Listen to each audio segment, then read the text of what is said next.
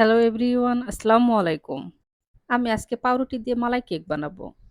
এই মালাই কেক বানাইতে বেশি সময় লাগে না, খুব অল্প সময়ে যেন সন্ধ্যার মধ্যে নাস্তা বানাতে পারেন। আমি সেরকম একটাই নাস্তা তৈরি করে দেখাচ্ছি। আমি যেভাবে মালাই কেকটা বানাবো ঠিক এভাবে বানাবেন। আর এই মালাই কেকটা খেতে এত মজা লাগে।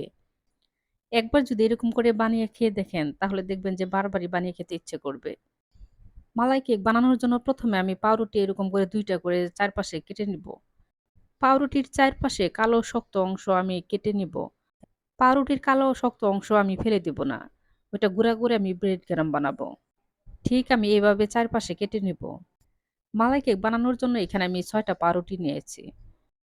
পরিবারের সদস্য যদি আপনাদের বেশি থাকে তাহলে বেশি করে পাউরুটি দিয়ে তারপরে বানাবেন। এখন আমি প্যানের মধ্যে দিয়ে দিব চিনি। এই চিনি দিয়ে এখন আমি ক্যারামেল তৈরি করব।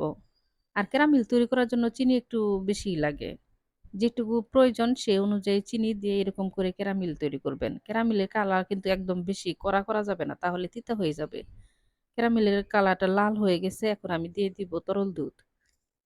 এই চিনির ক্যারামেলের মধ্যে তরল দুধ দিলে দেখবেন যে চিনিটা অনেক শক্ত হয়ে যায়। কিন্তু ভয় পাওয়ার কোনো কারণ নেই। চুলার জালে দেখবেন যে দুধটা গরম হয়ে যাবে আর ক্যারামেলটাও গলে যাবে। এখন আমি দিয়ে দিব ৪-৫ চামচের মতো গুঁড়া দুধ। আর দিয়ে দিব সামান্য একটু চিনি। যে যেমন মিষ্টি পছন্দ করেন কমিয়ে বাড়িয়ে সেইরকম চিনি দিবেন। দুধ ভালোভাবে জাল করে নেওয়া হয়ে গেছে। অবশ্যই কিন্তু এখানে গুঁড়া দুধ দেওয়ার চেষ্টা করবেন। তাহলে দেখবেন যে মালাই কেকটা খেতে খুবই মজা হবে। এখন আমি দিয়ে দিব ১ চামচ কর্নফ্লাওয়ার। কর্নফ্লাওয়ার আমি পানির সাথে গুলে তারপরে দিলাম।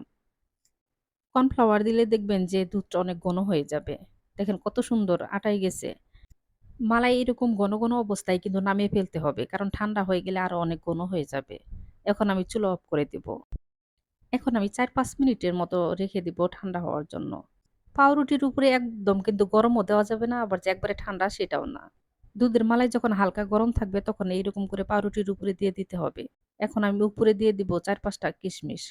আর দিয়ে দিব কাজু বাদাম। একটু দেখতে যেন সুন্দর লাগে তার জন্য দিয়ে দিচ্ছি। আর আপনারা কাজু বাদাম, কাঠবাদাম যেকোনো বাদাম দিয়ে সাজাতে পারেন। যে যেমন পছন্দ করেন। আমি গরম, গরম অবস্থায় একটা কেটে দেখিয়ে দিচ্ছি। দেখেন কত সুন্দর নরম হয়েছে। ফ্রিজে রেখে ঠান্ডা করে খেলে আরো বেশি মজা লাগে। সবাই ভালো থাকবেন। আল্লাহ হাফেজ।